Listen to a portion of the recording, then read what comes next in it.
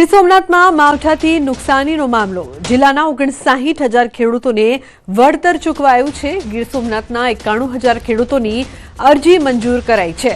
ખેડૂતોના ખાતામાં 156 કરોડ જમા કરાયા છે. ખેડૂતોએ સરકારનો આભાર માન્યો છે. સરકારે 10,000 કરોડ સહાય પેકેજ જાહેર કર્યું છે.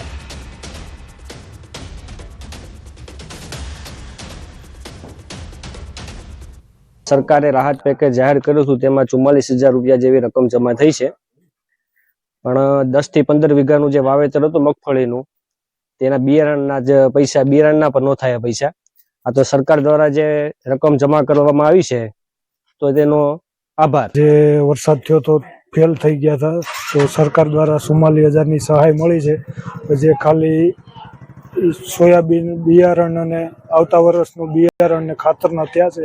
તેવી 91,000 જેટલી અરજીઓ એપ્રુવ થઈ ગઈ છે અને તે પૈકી આ જે ખેડૂતોની એપ્રુવ થાય છે અરજીઓ, એ સિસ્ટમમાં એ આધાર બેઝ પેમેન્ટ હોય, એટલે જે એપ્રુવ થઈને આવે તેવા 59,000, અંદાજિત 59,000 જેટલા ખેડૂતોની પે ફાઇલ રેડી થઈ ગઈ છે અને એને અપલોડ કરતો 156 કરોડ જેટલી સહાય ચૂકવાઈ ગઈ છે.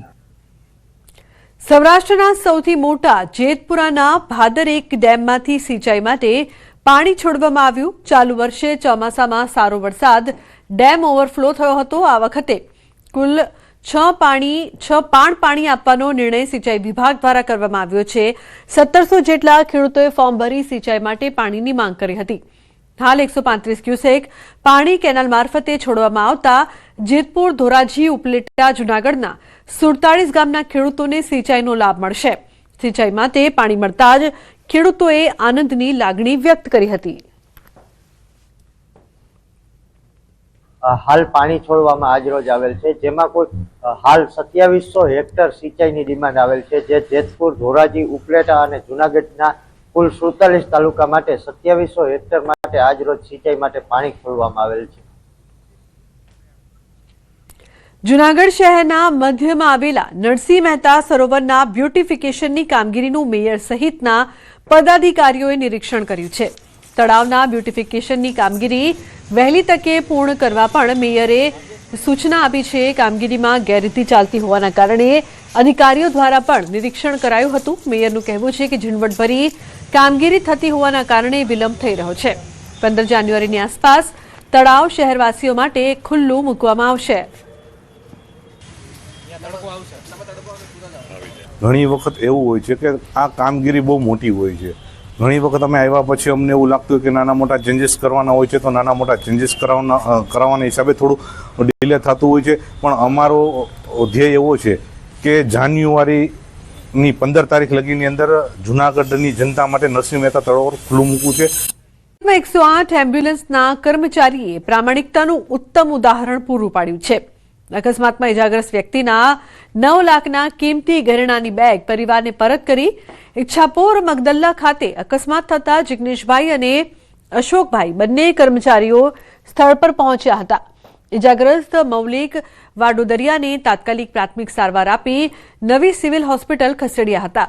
ઇજાગ્રસ્તના બુલેટની ચાવી અને સોનાના ઘરેણા બંને કર્મચારીઓએ પોતાની પાસે રાખ્યા હતા. બાદમાં પરિવારનો સંપર્ક કરીને તેમને ઘરેણા અને બુલેટની ચાવી પરત કરીને પ્રામાણિકતાનું ઉદાહરણ આપ્યું હતું.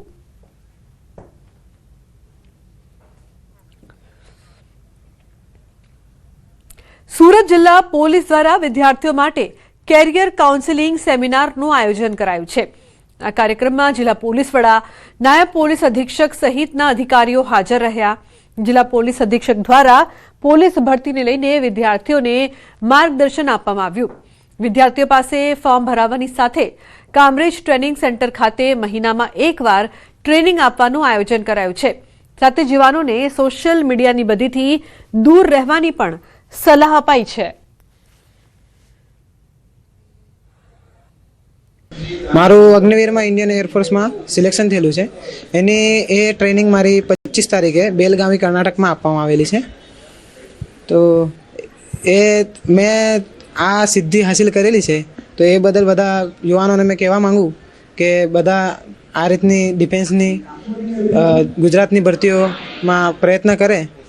ખાસ કરીને ગરીબ અને મધ્યમ વર્ગના જે બાળકો છે કે જે લોકો સ્પર્ધાત્મક પરીક્ષાની તૈયારી કરવા માગતા હોય તો એના કેરિયર ગાઈડન્સ અનુસંધાને સેમિનારનું આયોજન કરવામાં આવેલું, જેની હાલ એક બેચ શરૂ કરવામાં આવેલી છે અને અન્ય ઓનલાઈન ક્લાસીસ માટે વિદ્યાર્થીઓને માર્ગદર્શન આપવામાં આવેલું છે.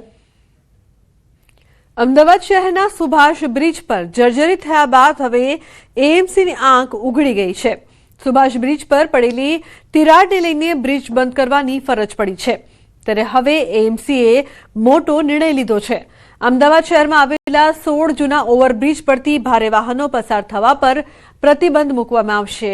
બ્રિજ પર ભારે વાહનો પસાર ન થાય તેના માટે restricted height barrier Ahmedabad municipal corporation દ્વારા લગાવવામાં આવશે. 2.49 કરોડ રૂપિયાના ખર્ચે આ તમામ 16 બ્રિજ પર બેરિયર લગાવી દેવામાં આવશે, જેના કારણે થઈને ભારે અને ઓવરલોડ વાહનો પસાર થઈ શકશે નહીં.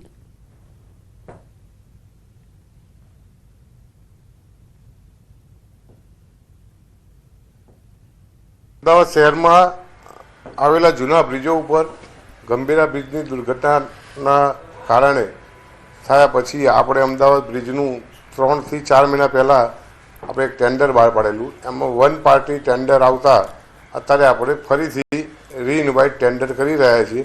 એમાં 16 બ્રિજો અમદાવાદ શહેરના જે વર્ષો જૂના બ્રિજો આવેલા છે ત્યાં હાઇટ બેરિયર લગાવવાનો નિર્ણય કરવામાં આવ્યો છે. જ્યાં વધારે જરૂરિયાત હશે એ ટેન્ડર આવ્યા પછી આપણે એનો નિર્ણય અમદાવાદના અધિકારીઓ સાથે લઈને કરીશું. અમદાવાદ શહેરમાં આવેલા તમામ જે બ્રિજો છે, ઓવરબ્રિજ હોય કે પછી અંડરપાસ છે, જેની અંદરથી હેવી વ્હીકલો પસાર થઈ રહ્યા છે, તે તમામ બ્રિજો ઉપર હવે કહી શકાય કે હાઇટવાળા જે બેરિયર છે તે મૂકવામાં આવશે. તેના કારણે જે મોટા લોડેડ વાહનો છે તે પસાર નહીં થઈ શકે, કારણ કે જે રીતે અમદાવાદ શહેરના સાબરમતી નદી પર આવેલો સુભાષ બ્રિજ છે, એ સુભાષ બ્રિજમાં જે તિરાડ પડી, એક અનુમાન લગાડવામાં આવ્યું છે કે આ તિરાડ છે તે હેવી વ્હીકલ પસાર થયા તેના કારણે લાગી છે. તો સાથે જ અમદાવાદ શહેરના સાબરમતી નદી પર આવેલા 9 બ્રિજ અને અન્ય જે રેલવે ઓવરબ્રિજો છે તેના ઉપર હેવી વ્હીકલો પસાર થઈ રહ્યા છે, અને સાથે જ આ જે બ્રિજો છે તેની જે આયુષ્ય છે તે 50 વર્ષથી પણ વધુ છે.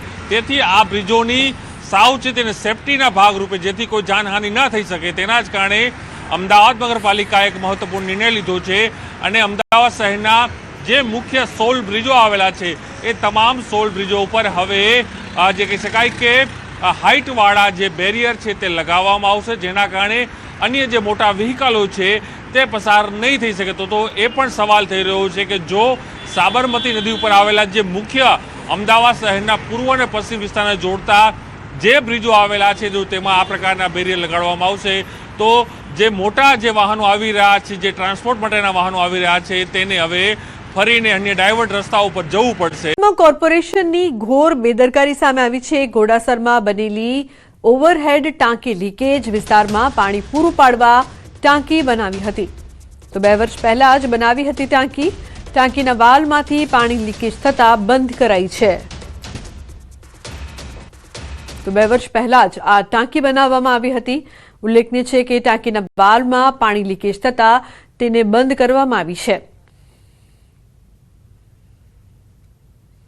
હમણાં જ લગભગ 10 મહિના પહેલાં ટાંકીનું લોકાર્પણ કરવામાં આવ્યું છે. એટલે ટાંકીની લીકેજની ફરિયાદની વાત નથી, પરંતુ નેટવર્ક નાખ્યું છે જે એમાં 4-5 વખત પાણી લીકેજની ફરિયાદો આવી હતી. એટલે એની તપાસ કરવાની સોંપી છે, કારણ કે જે કંઈક નેટવર્ક નાખ્યું છે એમાં લીકેજ થવું ના જોઈએ. તો કયા કારણથી લીકેજ થાય છે અને જે કંઈ કસૂરવાર હોય, જવાબદાર હોય, તો એને પેનલ્ટી પણ કરવાની મેં સૂચના આપી છે. અમદાવાદ મહાનગરપાલિકાની વધુ એક ઘોર બેદરકારી સામે આવી છે. અમદાવાદના ઘોડાસર અને ઈસનપુર વિસ્તારમાં પાણી પૂરી પાડતી જે પાણીની ટાંકી છે તે બંધ હાલતમાં જોવા મળી રહી છે. આપ જે પાણીની ટાંકી જોઈ રહ્યા છો, 2 વર્ષ પહેલા ખાસ કરીને આ જે પાણીની ટાંકી છે તેને 11 કરોડના ખર્ચે બનાવાઈ હતી, પરંતુ કોન્ટ્રાક્ટરની ઘોર બેદરકારીને કારણે ફરી એકવાર આ ટાંકીને બંધ કરી દેવામાં આવી છે. 2 વર્ષ પહેલા જ લોકોને પાણીની અછત ન પડે તે માટે અમદાવાદ મહાનગરપાલિકા દ્વારા ઓવરહેડ પાણીની ટાંકી છે બનાવવામાં આવી હતી, પરંતુ 2 વર્ષ પહેલા ખાસ કરીને પાણીનું લીકેજ છે તે તે થયું અને તેને કારણે કોન્ટ્રાક્ટરની ઘોર બેદરકારી છે તે સામે આવી. જો કે 2 અઠવાડિયા પહેલાં ખાસ કરીને જે પાણીની ટાંકી છે તેની નીચે જે વાલ્વ છે તે વાલ્વમાં પાણીનું લીકેજ થવા માંડ્યું અને ફરી એકવાર ટાંકી છે તે બંધ કરવાની ફરજ પડી છે. માટે શોભાના ગાંઠિયા સમાન ખાસ કરીને આ જે પાણીની ટાંકી છે તેને કારણે લોકોને પાણીની તકલીફ છે તે વેઠવવા પડી રહી છે. અત્યારે આપ જોઈ રહ્યા છો જે બંધ હાલતની અંદર ટાંકી છે અને તેમાં પણ ખાસ કરીને જે નીચેની જગ્યા પર વાલ્વ મૂકવામાં આવ્યો છે ત્યાં પાણીનું લીકેજ થતું હોવાને કારણે ખાસ કરીને ફરી એકવાર ટાંકીને છે બંધ કરી દેવામાં આવી છે. જે કોઈ ખાસ કરીને અમદાવાદ મહાનગરપાલિકાની વોટર કમિટી દ્વારા જે પ્રકારનો નિર્ણય લેવામાં આવ્યો છે તપાસ કરવામાં આવશે અને તપાસ કર્યા બાદ ખાસ કરીને જો કોન્ટ્રાક્ટરની બેદરકારી હશે તો તેને બ્લેકલિસ્ટ કરવામાં આવશે. કેમેરા પર્સન હિરલ શર્મા સાથે દીપિકા કુમાર, ન્યૂઝ 18 ગુજરાતી, અમદાવાદ.